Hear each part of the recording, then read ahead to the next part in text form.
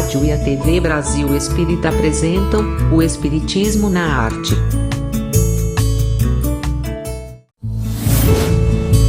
Apresentação: Leila Brandão.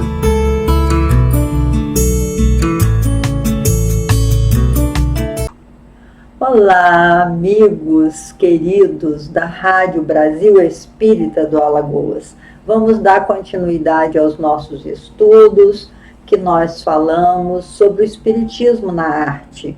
E hoje nós estamos no hashtag 7, o nosso 7º encontro, onde nós estamos falando, estudando esse livro de Leon Denis, O Espiritismo na Arte, e trazendo também a nossa contribuição na vivência espírita e na vivência espírita também da arte.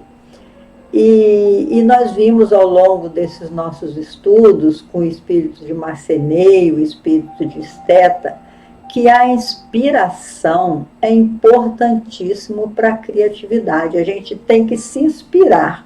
E vimos como vários artistas alcançam essa inspiração. E eu, de modo particular, me inspira muito a leitura de livros.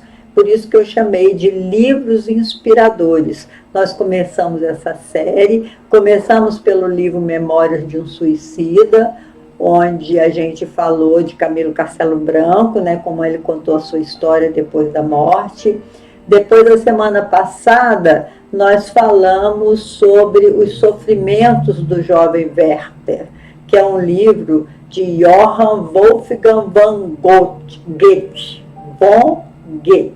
Ele é muito conhecido como Goethe, até porque ele fez aquele livro Fausto, que é aquele homem que vendeu a sua alma para o demônio, né? E nós contamos, assim, coisas incríveis desse Fausto, que foi um homem que realmente, reza a lenda que ele morou na Alemanha, né? Chamado também Johann Faust, alguma coisa assim. Mas hoje nós vamos falar de um outro livro inspirador, que é o livro chamado Siddhartha, de Hermann Hesse. Hermann Kohl Hesse, ele nasceu em 1877, também na Alemanha, e foi naturalizado suíço, tanto assim que ele desencarnou em Zurique, na Suíça, em 1962, já no século XX. E ele foi naturalizado em 1923, ele se tornou então um cidadão suíço. Ele foi um escritor e pintor também alemão. Em 1946, ele recebeu o prêmio Goethe, é um prêmio muito grande de literatura na Alemanha. A grande obra dele, vencedora, foi o Lobo da Estepe. Estepe é aquela planície de poucas árvores, né? E ele escreveu a respeito de um personagem que tinha uma luta muito grande do bem contra o mal, e que a sua amada Hermínia ajudou nessa dualidade que ele vivia nela. Mas o livro que nós vamos falar hoje é desse grande escritor Hermann Hesse, onde ele escreve sobre Siddhartha.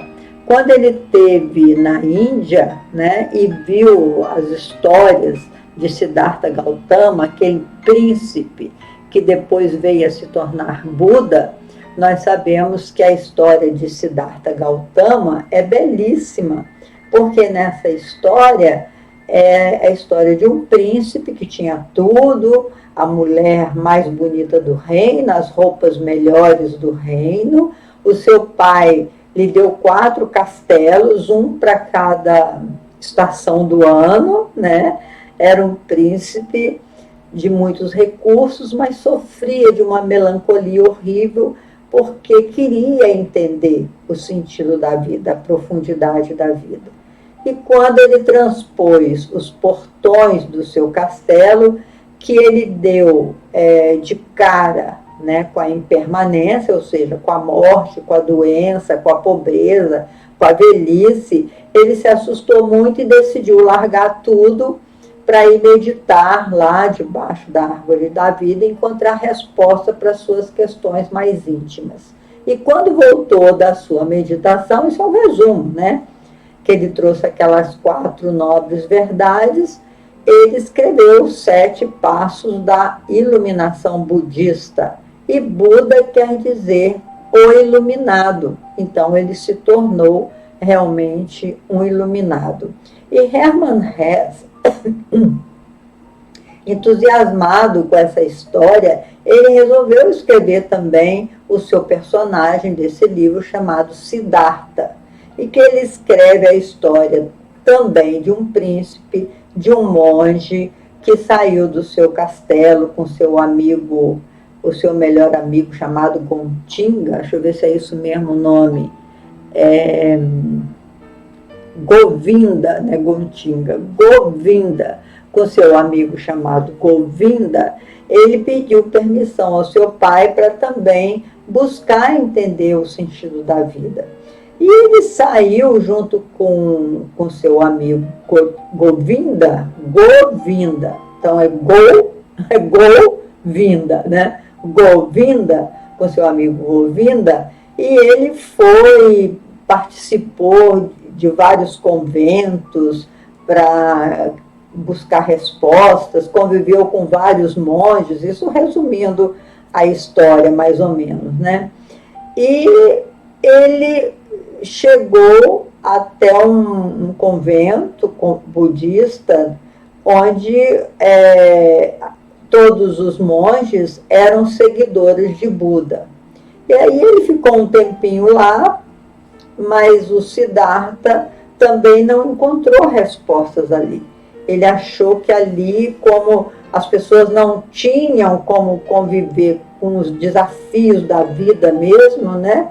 As pessoas não poderiam saber se estavam escolhendo o caminho certo.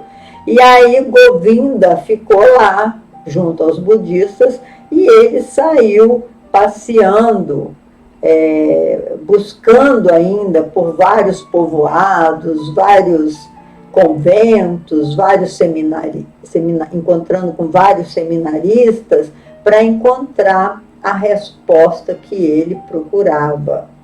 Nessa sua caminhada, ele encontrou uma mulher que se chamava Kamala. Essa Kamala era uma cortesã. Naquela época era chamado de cortesã a mulher que vivia da sua beleza, da sua sensualidade, que era mantida por alguns homens dos quais ela servia. Então, essa Kamala, ele foi conhecê-la, né? E até para conhecer sua própria sexualidade também, e se apaixonou profundamente pela Kamala, como todo jovem, nas suas primeiras experiências, fica realmente maravilhado, ainda mais se encontra uma mulher tão linda e tão experiente. E aí ele falou com a Kamala: olha, eu quero me casar com você, eu quero viver a minha vida com você, você me fez ser feliz, me fez entender a razão da vida. E aí a Kamala falou com ele: mas meu filho, olha bem para você, você não tem como me manter o meu padrão de vida. Eu estou acostumado com luxo, com conforto. Para eu aceitar ficar com você, você teria que ter roupas bonitas, teria que ter muito dinheiro para manter todo esse luxo do qual eu estou acostumada. E aí ele falou: ai meu Deus do céu, como é que eu vou fazer então para ganhar o seu coração? Ela falou: enriqueça, é o único caminho melhor para você me conquistar. E ele falou: como é que eu faço isso? Aí ela disse assim para ele: olha, você vai no povoado tal, que tem um homem muito rico, que eu estou sempre com ele. Eu vou dizer que eu estou te recomendando para você trabalhar com ele, e aí você aprende as artimanhas, né, de ser um bom negociante, para você ganhar muito dinheiro. Depois que você ficar rico, então aí você volta para ficar comigo. E aí Siddhartha, né, foi atrás desse homem rico, desse homem milionário, e lá chegando, essa é a parte da história que eu quero fixar mais, que eu achei muito linda essa história, que nos traz grandes ensinamentos. E aí ele chegou lá e procurou o Senhor e disse que ele teria vindo a mando de Kamala, porque ele gostaria de enriquecer, ele gostaria de ser rico como ele, para poder conquistar o coração de Kamala. Aí o homem morreu de rir da simplicidade dele, falou assim: mas meu filho, o que você sabe fazer?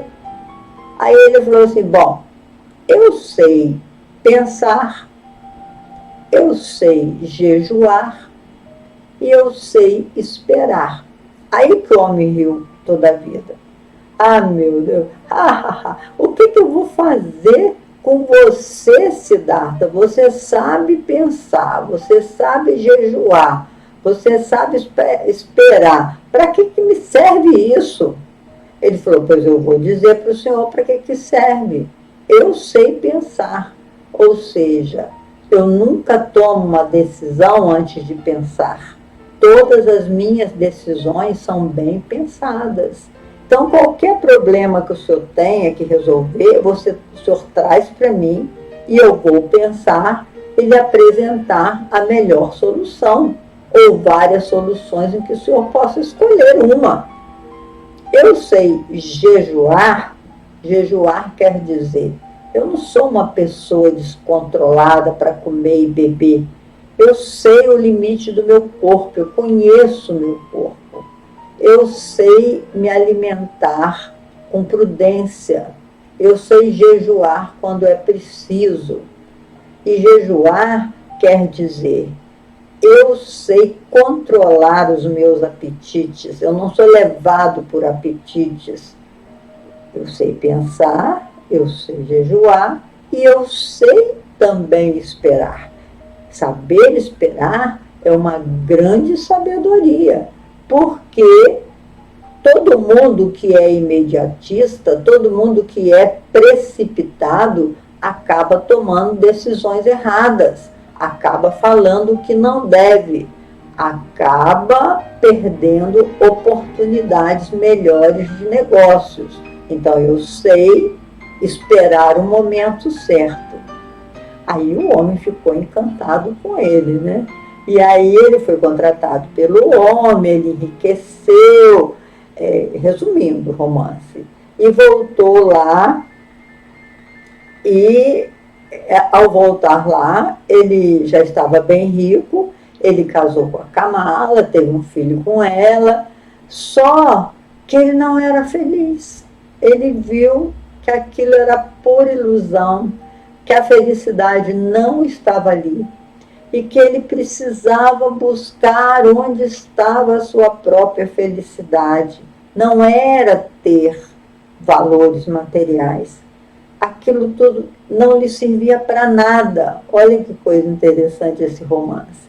Então eu recomendo que vocês leiam, porque ele também não conseguiu ficar perto do próprio filho. Então ele saiu outra vez em busca de respostas, e no capítulo 8, porque esse livro são 12 capítulos, e no capítulo 8, a sua mulher, antes de morrer, levou o seu filho para ele conhecer. E ele pensava assim: nossa, a minha vida passada parece que foi outra encarnação. Eu estou vivendo uma nova encarnação. E aí, quando ele esteve com o próprio filho, também não conseguiu conquistar o próprio filho, deixou o filho partir e falou: meu pai também não ficou comigo, entendeu que eu precisava partir. E ele, no final das contas, se tornou um barqueiro, aqueles barqueiros de rio que atravessa, que leva as pessoas de um lado para outro, mas ele ficou com uma fama enorme de sábio. Todo mundo queria conversar com um tal barqueiro. Até um dia, quando seu amigo Govinda foi lá no barqueiro e percebeu que era Siddhartha. Então, esse livro, meus irmãos, eu estou falando de uma forma muito resumida, ele traz lições muito importantes para a nossa vida.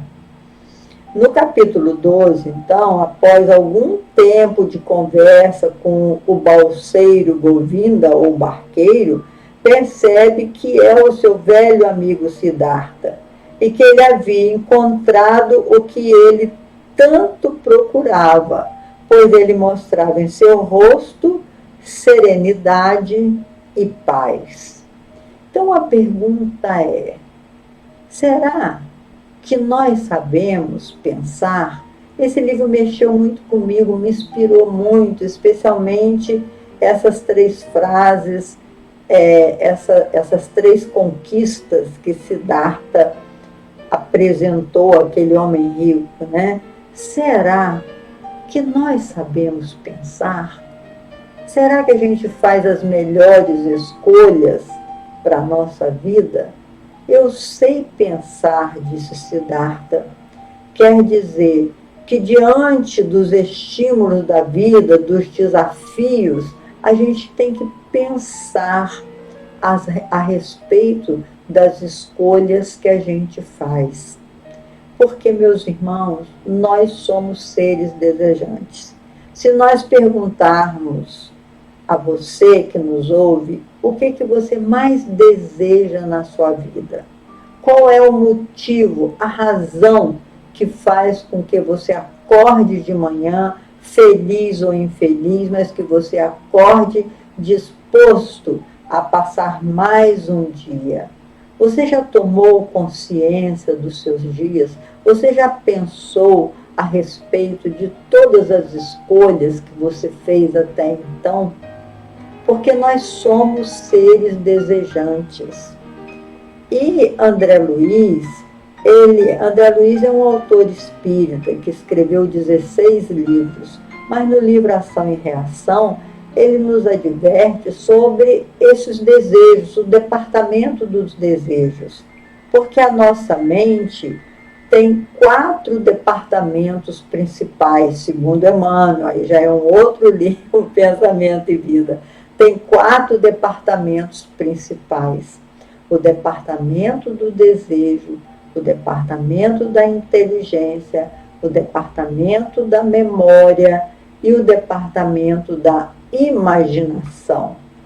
Então, quando você diz eu sei pensar, é porque você está no departamento da inteligência. Nesse departamento da inteligência, nós colocamos todos os conhecimentos adquiridos e os conhecimentos que nos permitem fazer escolhas. Eu vou escolher isso porque eu já li a respeito disso, e essa aqui é a melhor escolha, né? O conhecimento, de uma certa forma, nos dá ferramentas para a gente pensar a respeito da vida, porque a gente não pode pensar nas coisas que a gente não tem. Podemos imaginar. Imaginação é outro departamento que nós vamos ver também importantíssimo na nossa vida. Mas o departamento da inteligência precisa sempre receber estímulos novos, conhecimentos novos, para que a gente aumente a velocidade do nosso pensar. Porque a nossa mente, ela vibra e ela irradia, né? Nós irradiamos o nosso pensamento, são forças, energias eletromagnéticas, porque todo pensamento que você exterioriza, você está irradiando, vibrando. Você pode vibrar em altas vibrações, com as ondas curtas, né? Como você pode irradiar em baixas vibrações, com ondas lentas. Isso aí é o estudo da energia. Então, quando Siddhartha diz, eu sei pensar, é porque ele tem conteúdo para meditar a respeito daqueles conteúdos e se inspirar, como nós estamos fazendo agora, nesse conteúdo que Hermann Hesse colocou no seu romance Siddhartha, no seu Siddhartha, não o Gautama, mas o Siddhartha de Hermann Hesse. E aí, a segunda coisa que ele disse, eu sei jejuar. Jejuar no sentido de ter equilíbrio, escolher sempre o caminho do meio. E nós, às vezes, exageramos em muitas coisas, né? Ou a gente come demais, ou a gente fala demais. E como é que a pessoa aprende a jejuar? Porque nós sabemos hoje, todos nós sabemos, que somos seres que já tivemos múltiplas existências. Nós temos uma só vida, mas múltiplas existências. E em cada existência a gente assume uma personalidade, que é o ego, não é? E os nossos desejos, diz André Luiz, refletem o nosso caráter. Por exemplo, se nós somos uma pessoa muito vaidosa, a gente quer aparecer, a gente quer ter poder, a gente quer que as outras pessoas nos bajulem, nos sirvam, né? Isso reflete no nosso caráter. André Luiz diz também, o homem desequilibrado, qual é o reflexo do caráter dele? É a irritabilidade. Quando você vê uma pessoa muito irritada, você fala, poxa, essa pessoa não sabe o que quer, está totalmente desequilibrado, é um mal amado, né? A gente diz assim, fulano é um mal amado, nunca vi ser tão mal-humorado desse jeito, tão irritável, tão impaciente, né? Assim, então esse desejo central que André Luiz nos convida a pensar no seu livro Ação e Reação, é que a gente pense, qual é o meu desejo central? Qual é a minha fome? Porque o desejo é tipo uma fome. Se você é uma pessoa muito voltada para a materialidade e para o sexo, você só fica pensando nas suas relações com muitas mulheres ou com muitos homens, não sei qual a sua opção sexual, mas o seu caráter reflete isso, né? Nós refletimos o que nós desejamos intimamente. E muitas vezes a gente vê uma pessoa dizer assim, nossa senhora, eu não queria ter falado isso ou aquilo, eu falei, por que será que eu falei? Que força é essa que me impulsionou a falar o que eu não queria, a fazer o que eu não queria? Por que eu não consigo dominar a mim mesma? Jejuar.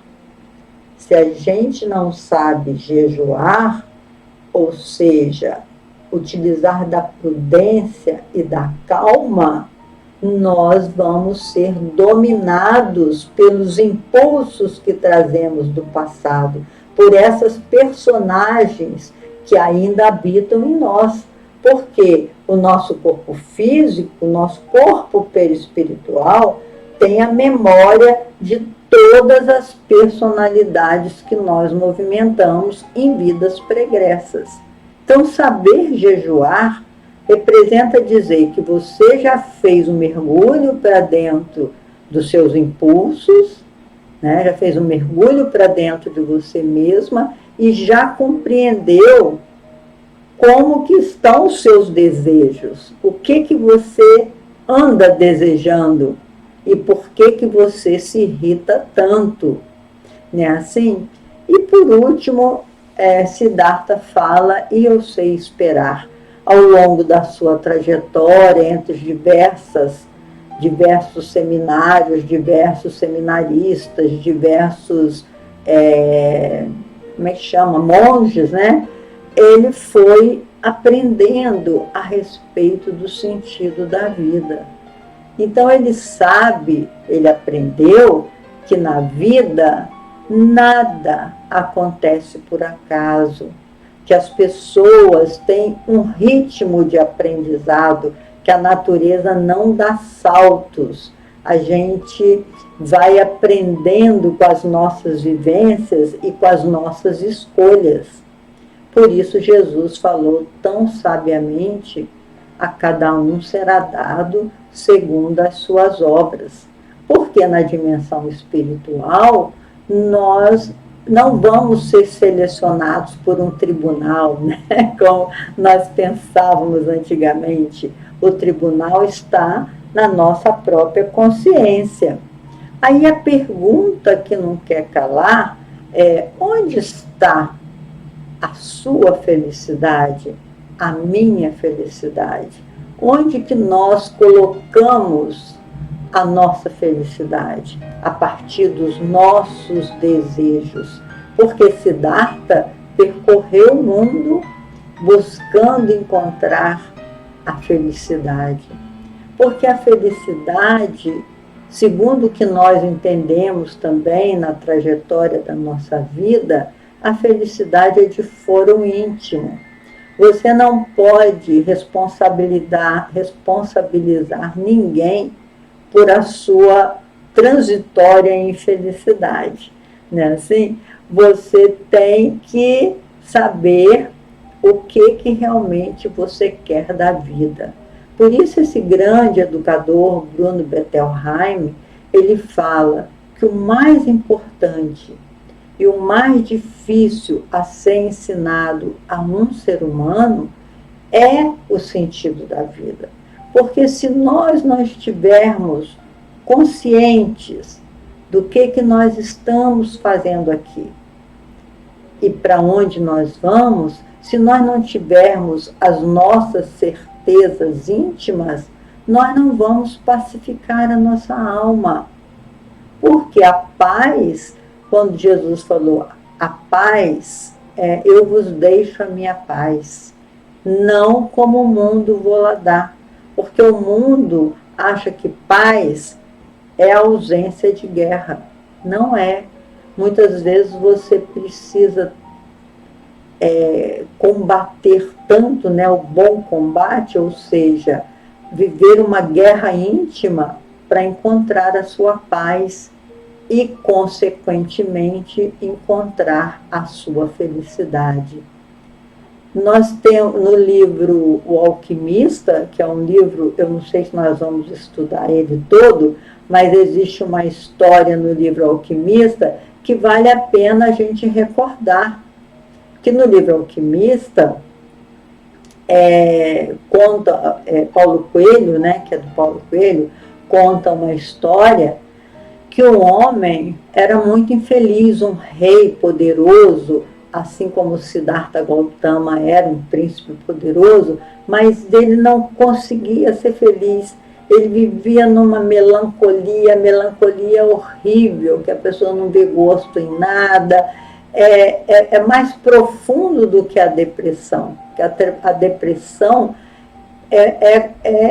talvez transitória, se a pessoa souber encarar os processos de tristeza que ela tem, né? Mas a melancolia não, é no fundo da alma, a pessoa se sente fora do seu lugar, a pessoa se sente totalmente rejeitada por ela mesma, né? Ela não se gosta. Então esse rei, ele se encontrava nessa situação. E ele soube que num deserto existia um homem que sabia o segredo da felicidade. Aí ele mandou o seu filho.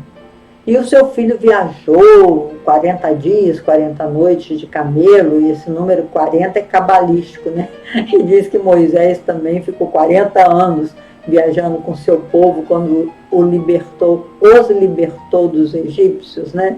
Então, esse filho desse rei chegou lá no castelo desse sábio, que disseram ter o segredo da felicidade, e chegou lá, ele imaginou encontrar um velhinho de barba longa, nada disso, encontrou um jovem, vigoroso, todo feliz, com a mesa farta, servindo todo mundo, e chegou lá e ele disse: Senhor, eu vim aqui porque meu pai quer saber o segredo da felicidade.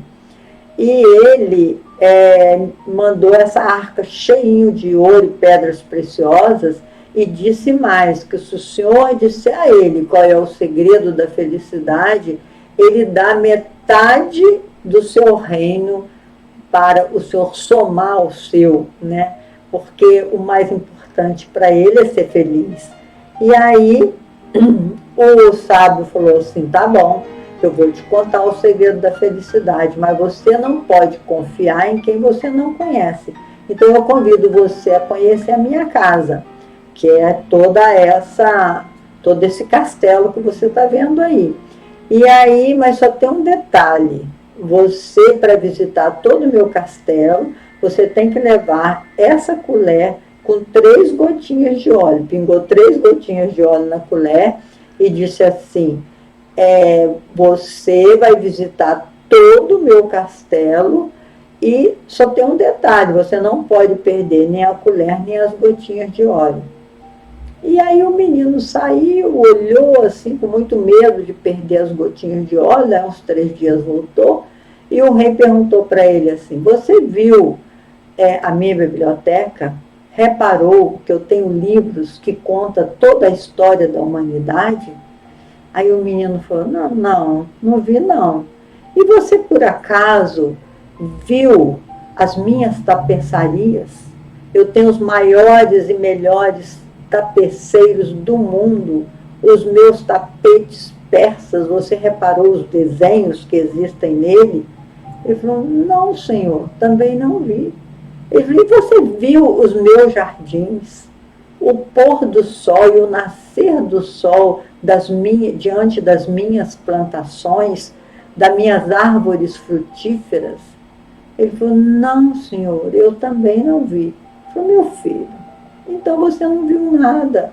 Então volte, gaste o tempo que você quiser e quando você retornar, eu vou lhe dar com certeza o segredo da felicidade. Como o nosso tempo acabou, olha que malvadeza, eu vou dar a vocês o segredo da felicidade no nosso próximo encontro. O que vocês acham?